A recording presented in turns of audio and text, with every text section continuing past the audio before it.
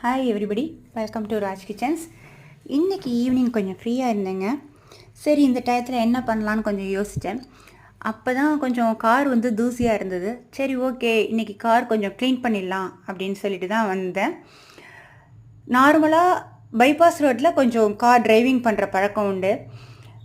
Driving மட்டும் கற்றுக்கிட்டா பத்தாது, க்ளீனிங்கும் கற்றுக்கலாம் அப்படின்ட்டு தான் இன்றைக்கி கார் க்ளீனிங் பண்ணேன்.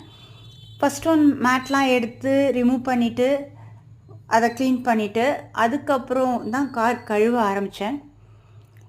ஒரு வேலைகள் பார்க்கும்போது இது ஆண்கள் பார்க்கணும், பெண்கள் பார்க்கணும் அப்படிங்கிறதெல்லாம் இல்லைங்க.